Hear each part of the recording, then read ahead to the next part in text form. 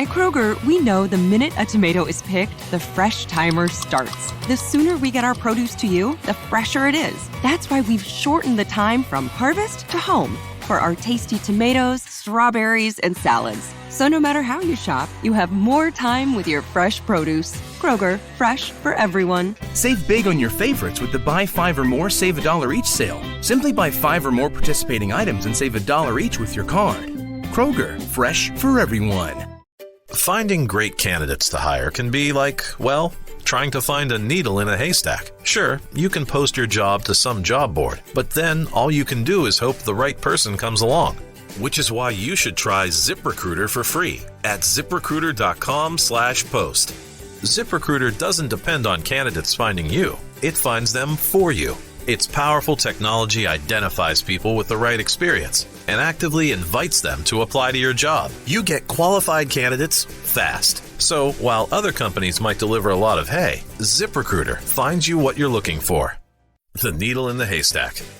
See why 4 out of 5 employers who post a job on ZipRecruiter get a quality candidate within the first day. ZipRecruiter, the smartest way to hire. And right now, you can try ZipRecruiter for free. That's right, free. At ZipRecruiter.com/post. That's ZipRecruiter.com/post. ZipRecruiter.com/post.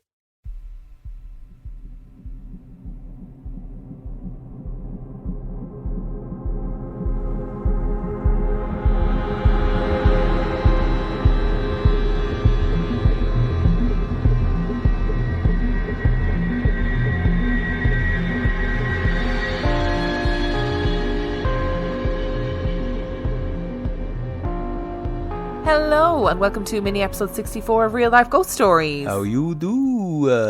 You're probably wondering why you are hearing our dulcet tones on a Friday, and the answer is simple. We just wanted to do another episode.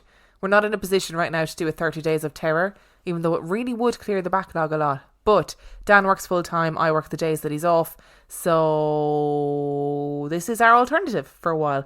The plan is that we will continue with our Sunday episode, our Wednesday episode, and hopefully most weeks we'll be able to do a Friday episode too. If we miss a Friday, it's just because we haven't had the chance to record, we haven't been able to get around to it or whatever. But the plan is to have a Sunday, Wednesday and Friday episode. I have 4 spooky stories for you today. And the last story of those spooky stories is from the 5th of June 2020. Now our first story is like a bunch of smaller stories. So my plan is to leave a pause in between each story so you kind of know when a new tale is emerging. Are you ready? Nope. And story number 1 comes from Lee. As a young child, my parents divorced. Half the time we stayed with my dad at the Brown house. My sister and I have always had a creepy vibe from the house. There was a vague sense of darkness and we frequently felt like someone was watching us. We have both been touched by unseen forces and have heard footsteps when no one was there. Any dogs that were brought into the house would inevitably bark, growl or stare at the exact same spot in our kitchen for no known reason. My sister and I shared a room for most of our childhood. One night my sister was trying to fall asleep but opened her eyes for a moment. She saw a short, pitch-black female figure next to the bed. It had long hair that blocked out the shape of its shoulders. Initially, thinking it was me, she looked over only to see that I was still asleep in bed. On a few other occasions, she saw light-coloured, elongated, very tall figures that stood in the doorway in the middle of the night. Once she also saw a white figure walk past the bedroom in broad daylight. Thinking it was our dad walking by, she went to ask him something but no one was there. When she saw the white figure, she had a confused feeling and said it didn't give off any negative energy. The elongated figures gave her an unsettled, scary feeling. The black figure was the worst. She felt like it radiated evil and she felt like she wasn't meant to see it. As a senior in high school, I had a few days each week where I would get done with class early and could leave campus. I relished this time home alone and would often use it to take a long shower without anyone scolding me for using all the hot water. This incident occurred around 2 or 2:30 on a weekday. The rest of my family was either at work or in school, so no one could have had any involvement in this. We rarely used the front door, so it was always left with the deadbolt and doorknob locked. Our back door had an odd little latch that could only be locked from the inside. That day I came home and immediately locked the latch as usual. I went upstairs to my room, walked into my closet to grab clothes and went back downstairs. While showering, I suddenly heard loud stomping and running down our stairs. It was incredibly loud and fast and sounded like a large person with big work boots. I was utterly petrified. I am a whopping 5 foot tall. Even at my best, I'm far from intimidating. In this case, I had the added fun of being naked, wet and slightly blinded like Velma from Scooby-Doo since my glasses were off. After some time I got out, grabbed the biggest butcher knife I could find and started checking every inch of the house. No one was there. All the doors were still locked, all the windows were closed and locked. I brushed it off thinking I must have heard something from outside. Eventually, I made my way back up to my room and went back into my closet to drop off my dirty clothes. That's when my blood ran cold. With horror, I realised that a pair of white men's underwear was carefully laid out in the doorframe of my closet. I had just been in that closet. There is absolutely no way I could have missed something that absurd. Later that evening, after the rest of my family was home, I told them about the weird experience. My father, obviously alarmed, started searching the house for anything suspicious. He noticed that his bottom drawer was slightly out of place. A few years prior, he got a package of underwear that was the wrong size, and he ended up forgetting to return them and had shoved the package to the back of his dresser. Someone, or something, opened the dresser drawer, opened the package of underwear, took one pair up to my room, carefully unrolled it, laid it in the doorway of my closet, and ran down the stairs while I was showering. What the actual fuck? The experience could absolutely have been a person, but I simply cannot explain how he or she left the house while everything was still locked. Another creepy experience happened a few years later. I was visiting home from college. Due to all the past experiences at the house, I was not keen to sleep there, but it was late and I was tired and I ended up falling asleep on our couch in the living room. The next morning I woke up bright and early as my dad was walking around getting ready for work. I was just laying there, hoping to fall back to sleep. At some point I felt a presence like someone was watching me. I thought it was my dad, but the feeling continued, and it felt like the presence was getting closer. In my mind, I was thinking, what the hell, Dad? When all of a sudden, something booped my forehead. It felt like someone took their index finger and directly poked my skin. It was hard enough that my head slid a few inches on the pillow. My dad is very stoic and not one to pull something like this. I obviously sat up angry, ready to yell at him. But I realised that he had already left the house, and I was alone. When I was young, I had a relative who worked at a nursing home called Bell Tower. This nursing home was run by nuns and was connected to a nearby hospital and mansion through underground tunnels, which have now been blocked off. If that's not scary enough, the mansion it is connected to is supposedly cursed.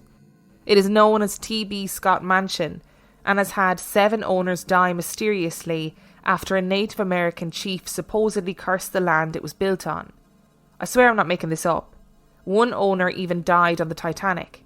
Anyway, at Bell Tower, multiple people have seen white figures, felt unexplained cold spots, have seen doors open on their own. My relative would sometimes bring my cousin and I to work with her, as we did some volunteering there.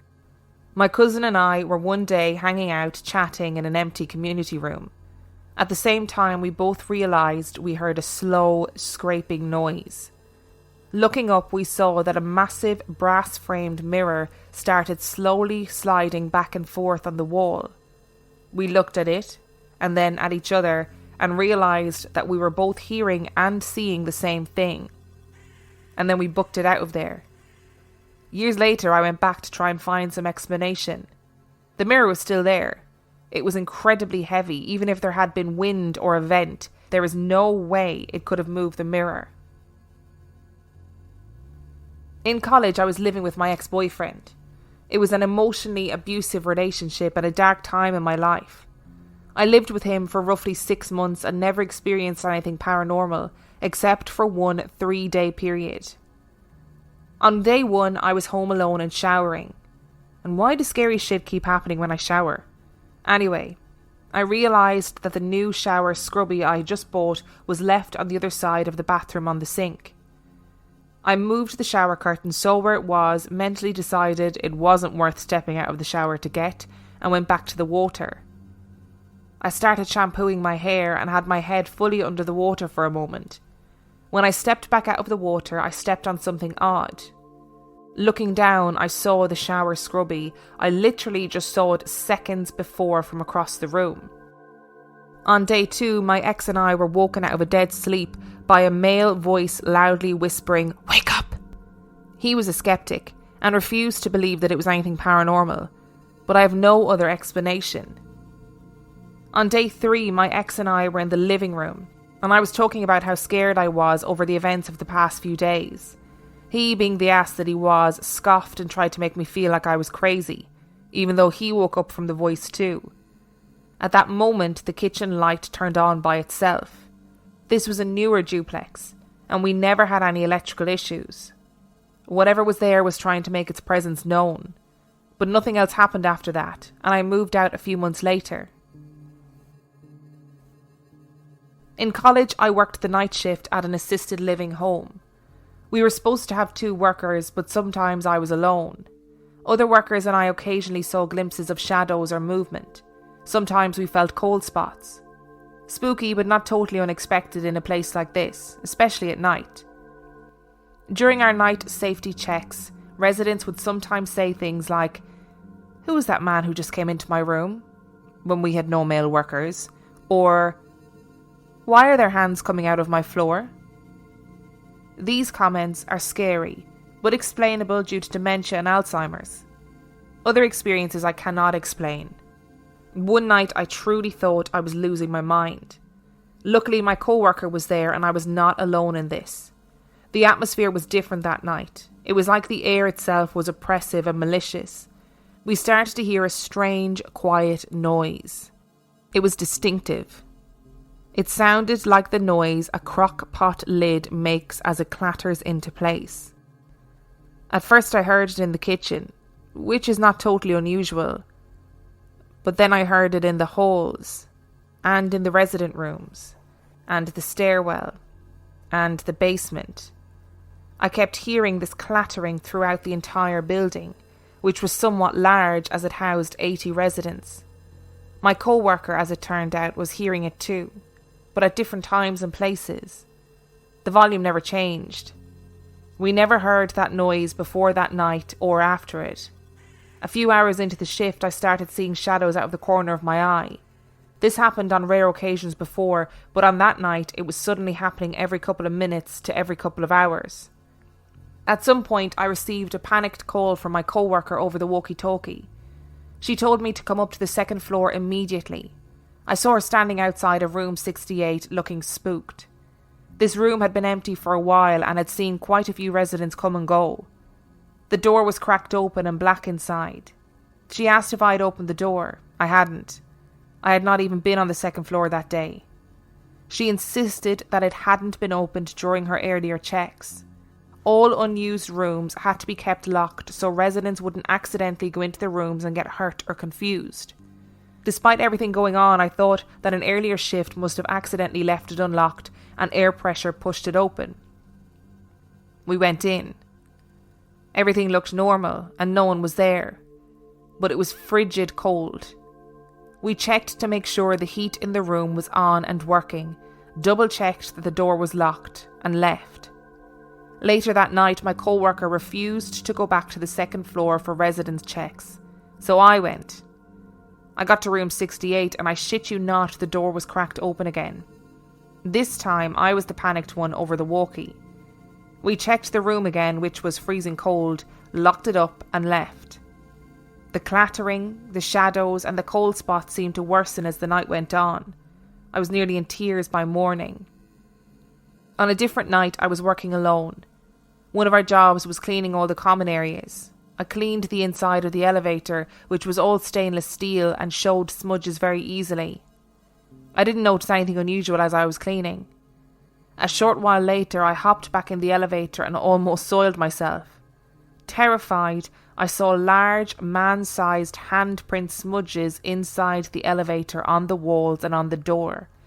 They started at the bottom of the door and had a pattern as if someone was crawling up onto the ceiling of the elevator. The rest of that night I spent trying to avoid whatever hell monster created that nightmare.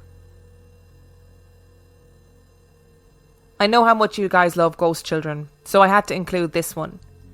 I was sleeping at my boyfriend, now husband's, apartment. I woke up one morning to someone grabbing my foot. In my half-asleep daze, I looked at the end of my bed and saw a little Asian girl playing with my foot. I couldn't see her very well without my glasses on, but it was daylight and she looked like my husband's niece, who was Asian and was roughly 5 at the time.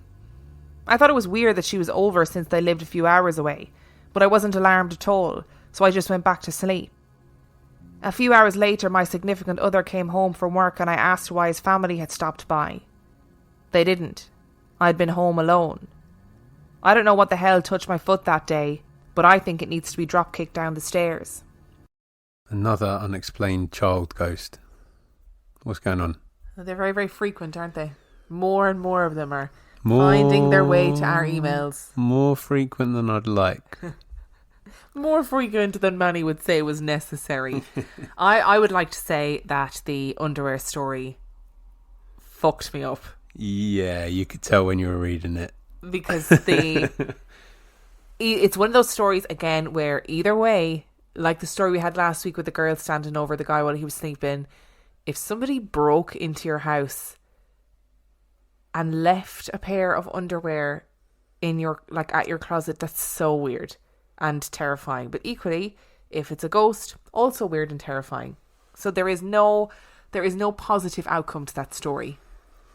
I have to say, I feel like the sheer effort involved in the ghost unpackaging some packaged up underwear and then carrying them upstairs and then laying them out really nicely on the bottom of their wardrobe deserves a little nod of the hat. What I will say is this also, imagine if she got out of the shower early and caught the ghost on unawares and a pair of her dad's underwear was just floating up the stairs.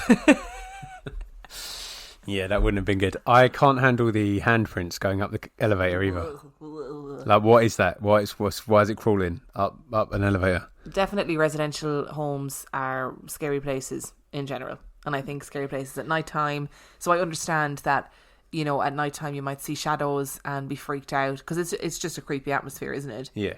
And I understand, like, you know, there's certain things that happen in those kind of care homes that you can put down to the various ailments that the tenants have and various other things. The problem I've got is that, as far as I'm aware, even if you're tapping into that superhuman strength that dementia sometimes gives people, you can't scale an elevator in that way if you're a human. An elevator wall, which are notoriously like steel and shiny. Yeah, you know, even the most determined patient is going to struggle doing that, and particularly in a way where the handprints that they leave are very clear as to what is that? What is climbing up that elevator? That is, ugh. And if you work in a place like that, right, you get used to the clients, you know the tenants, the residents, you know all of them. So if there was a resident that was like unusually tall and you walked into that elevator, you'd go, oh, John's been in the elevator, because you'd be like, oh, he's unusually tall. He could probably touch the ceiling in that kind of way. So if you immediately go, well, those aren't supposed to be there and that's scary, then that's scary. It's just, none of it's good. None of it is good. And I wonder, Lee, if you're the one that's haunted. You can't say that. It's horrible. I've just said it, Lee, because there's the story with when you were living with your boyfriend.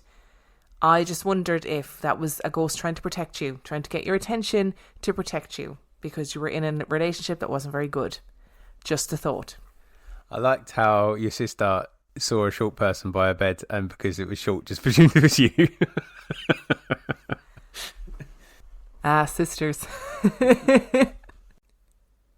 At Kroger, we know the minute a tomato is picked, the fresh timer starts. The sooner we get our produce to you, the fresher it is. That's why we've shortened the time from harvest to home for our tasty tomatoes, strawberries, and salads. So no matter how you shop, you have more time with your fresh produce. Kroger, fresh for everyone. Save big on your favorites with the Buy 5 or More Save $1 each sale. Simply buy 5 or more participating items and save $1 each with your card. Kroger, fresh for everyone. Finding great candidates to hire can be like, well, trying to find a needle in a haystack. Sure, you can post your job to some job board, but then all you can do is hope the right person comes along. Which is why you should try ZipRecruiter for free at ZipRecruiter.com/post. ZipRecruiter doesn't depend on candidates finding you. It finds them for you. Its powerful technology identifies people with the right experience and actively invites them to apply to your job. You get qualified candidates fast. So while other companies might deliver a lot of hay, ZipRecruiter finds you what you're looking for. The needle in the haystack. See why 4 out of 5 employers who post a job on ZipRecruiter get a quality candidate within the first day. ZipRecruiter, the smartest way to hire. And right now, you can try ZipRecruiter for free. That's right, free. At ZipRecruiter.com/post. That's ZipRecruiter.com/post. ZipRecruiter.com/post. And story number 2 comes from Jay. My grandfather was from Limerick in Ireland. When he was a young man in the 1950s, he took a boat to North America and lived across the US and Canada until he finally settled in Los Angeles. Here he met my grandmother and had 5 children, my dad being the youngest. For a few years, my grandfather's brother Paddy lived with them. I've heard many stories of Paddy throughout my life, but I never met him in person as he died before I was born. He was known as a very lively person. He loved horror movies and seemed to have a mischievous streak. At some point, Paddy moved back to Ireland, and eventually into an apartment in Limerick where he stayed until his death. Fast forward to 2015. I was 14. My grandfather had outlived his brother by at least a decade and a half. The apartment that Paddy had lived and died in was now occupied by some family members of ours. Cousins, I think. I don't remember exactly how they were related, but honestly, we have so many cousins I've given up trying to remember them all. On the morning of Black Friday of that very year, my grandfather died. It was sometime in the early morning here in LA, 2 or 3 a.m. I believe. Unbeknownst to us, at the exact time of his death, give or take a few minutes, something was happening in that apartment in Ireland. The relatives staying in the apartment at the time were downstairs minding their own business. Then seemingly, without explanation, a loud noise came from the room upstairs. It almost sounded like a crash, like something heavy had been thrown or moved. They ran up to check. And what they saw I will never stop thinking about. No one was there. What was there, however, was a chair. It was a heavy chair, one that took effort to move, and instead of it being in its usual corner, it was in the opposite corner, upside down. Not too long after, they got word that my grandfather was dead. Now, if it was Paddy who moved that chair, I'm not sure. But part of me thinks it was. When I think about these stories of older generations of Irish people who emigrated across the world, I think about this man from Limerick. Now, Limerick was a city in itself. It's not exactly a small town. But to settle in LA as an Irish person in the 50s, he must have been like, where am I? Because it just would have been mad. It would have been completely beyond imagination to live in a city like that. I have to admit, when Jay started the story and said that his grandfather got in a boat, I was picturing like a rowboat, and then and then went to North America, and I was like, oh, not that kind of boat. Definitely did not row his way to North America. Hey, he might have done. You know that in a couple of episodes ago, we talked about the Gormanston foxes. Maybe it was a death warning, but in a different way. Maybe not a banshee or a load of foxes showing up at your door, because that would be very strange. But maybe Paddy threw the chair in a way to make a sound to alert the family that something bad was after happening. Or was Paddy in the seat and then he got up to meet his brother and knocked the chair over? God, he must have got up very dramatically. I mean, they haven't seen each other in a while, in fairness. I think it was a death warning. That's what it sounds like to me. Like a traditional death warning to say, you all need to buckle up now because you're about to get some bad news. And story number 3 comes from Brittany. Everyone in my family has a ghost story. even when they don't believe in the supernatural. Susan haunted my childhood home. There was the ghost of one of my dorm mates, and a great-great-uncle whose footprints marked the walls of a family member's home mimicked the trek up to the mine shaft in which he was killed. I can write about those another time, because this is about Bobby. My aunt and her husband have 2 children, Frankie and Emily. To start, there was nothing too unusual at first. Toys going off at night or moved, and Frankie and the family dog refusing to go upstairs alone. Nothing that would be considered out of the ordinary. That was until their youngest started talking to and about her imaginary friend. My aunt and uncle noticed that Emily's experiences mirrored that of her older brother when he was in the same age, 4 years and prior. Both children had an imaginary friend named Bobby. They spoke to Bobby. Bobby was the one moving and playing with toys at night. Bobby was the one who turned on and off the TV. Bobby this, Bobby that, Bobby, Bobby, Bobby. Soon, Emily grew out of the imaginary friend phase and Bobby just went away. Neither of the kids remembered him, but my aunt and uncle did, especially when he'd make himself known. During some light renovations, my aunt was painting their bedroom. When she closed the door to paint the back, she noticed something carved into the wood with a blue inked pen. A small squiggle and 3 letters. B-O-B.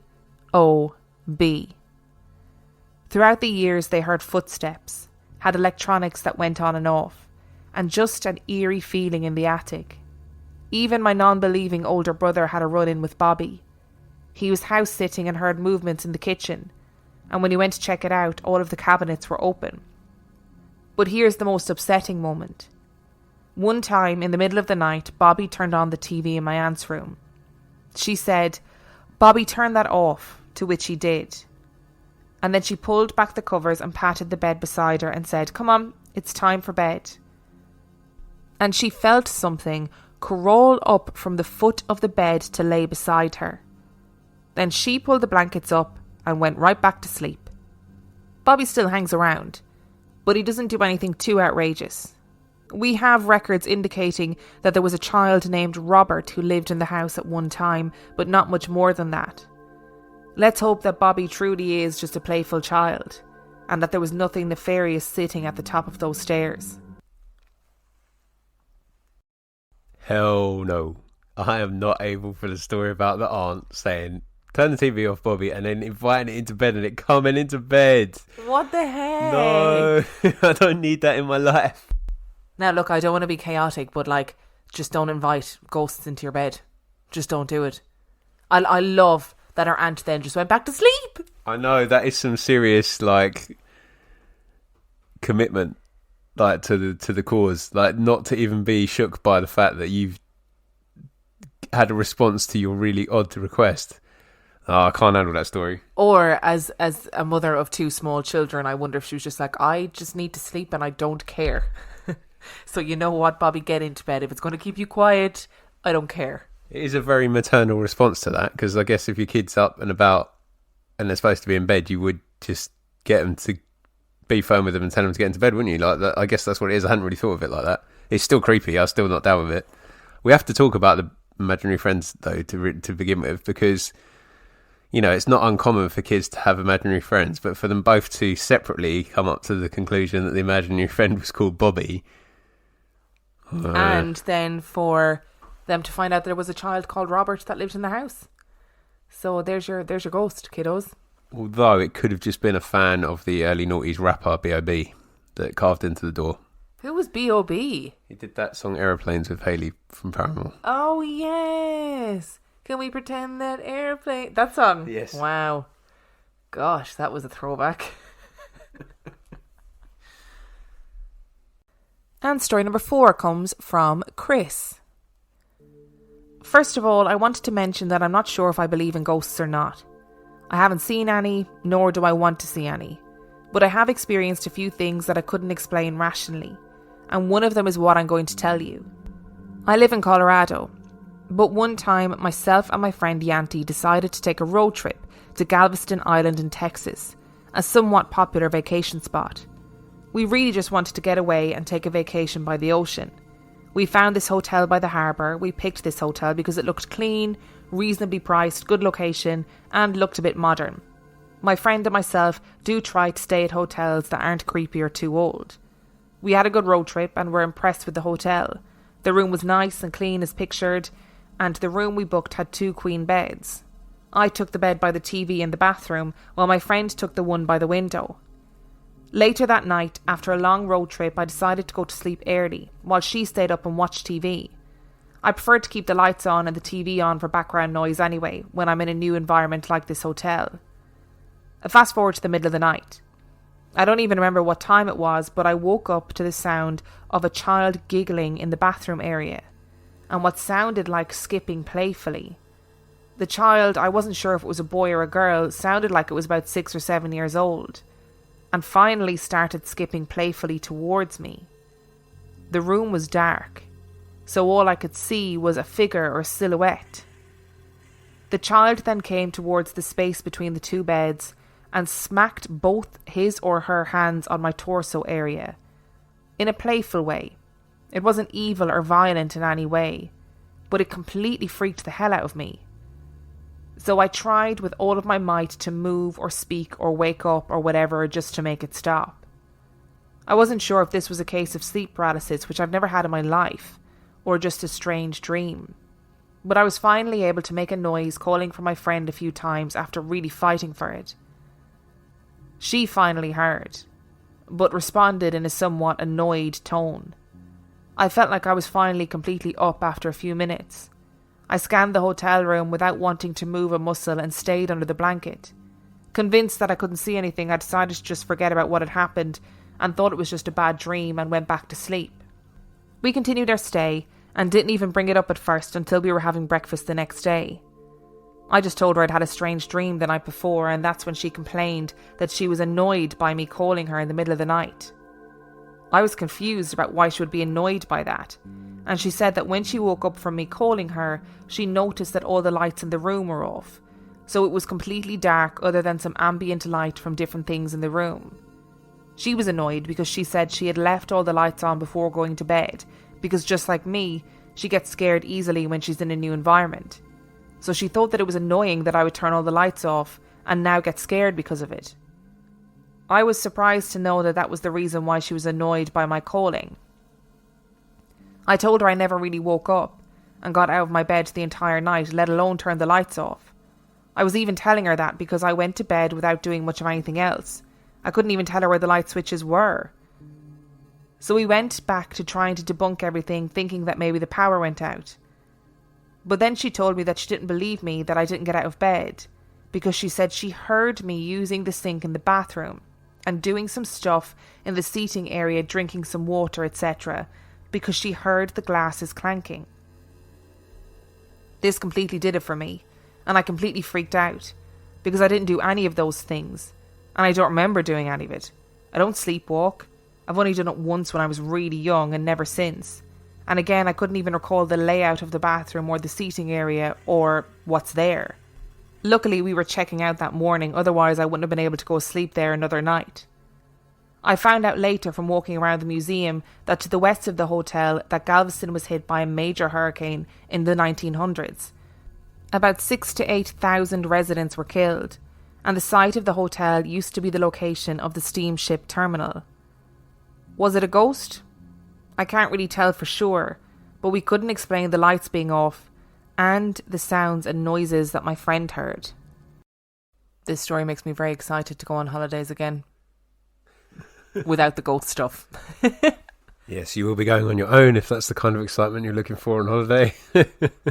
I did post on the Facebook group this week about places in the UK that are allegedly haunted that people would like us to visit because our restrictions are starting to open back up again. So if you've got any suggestions for places in the UK and you might not be on Facebook, email them to us. Email us and let us know. Hey, in my hometown there's this place. Come and stay for a weekend and investigate it.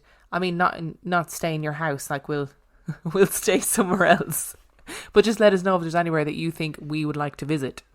It's more children ghosts, or at least children sounds, ghostly children sounds. I'm not interested. I don't want to know about children giggling and skipping when there's no children there. There's definitely something going on in this story, though, isn't there? Like, to have all the lights turned off and for both people to hear things. I love these stories where you think, oh, it's just a dream, it's just sleep paralysis, and then boom, somebody else confirms it. I heard a really traumatizing child ghost story today on a podcast called Irish Spirits. I can't remember what episode it was. I think the episode was called The Ragged Boy. And I'm going to look up the story and hopefully do an episode on it, but it really shook me. And for somebody who listens to a lot of child ghost stories, this one gave me the heebie-jeebies. And the child skipping towards Chris in the middle of the night reminded me of that story that I heard, because that is traumatizing. I think if you look at my notes that I've taken, you'll see that towards them is in capital letters. Yes, it is. Towards them. Can confirm. I just don't think you can debunk this, really, for them. I think when you get that confirmation of both people hearing things that can't be explained and all the lights being off in some way you're not familiar with is very hard, I think. Well, yeah, it is. It's a creepy little story. Ugh. If you enjoyed today's episode, you can find us on reallifeghoststoriespodcast.com. You can submit your own story to reallifeghoststoriespodcast@gmail.com. You can support us on Patreon, patreon.com/reallifeghoststories, where for $5 a month or $2 a month, you get access to heaps of extra content. That is patreon.com/reallifeghoststories. And just a little reminder before we go, if anyone is still listening at this point, we don't do birthday shout outs on the show anymore. We announced it about a month or two ago, and it was purely because I was getting so many that I was afraid that I would miss some, and I did end up missing one, which the people who I missed, they were very lovely about it, but I felt really bad about it. So we no longer do birthday shout outs on the show. Just a little reminder. And on that note, we shall see you next week. Adios.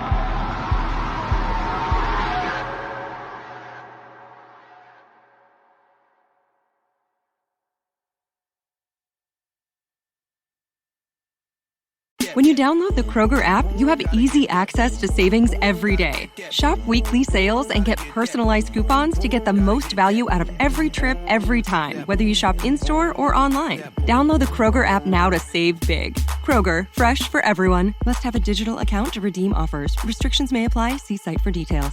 Save big on your favorites with the Buy 5 or More Save $1 each sale. Simply buy 5 or more participating items and save $1 each with your card.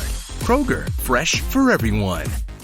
Finding great candidates to hire can be like, well, trying to find a needle in a haystack. Sure, you can post your job to some job board, but then all you can do is hope the right person comes along.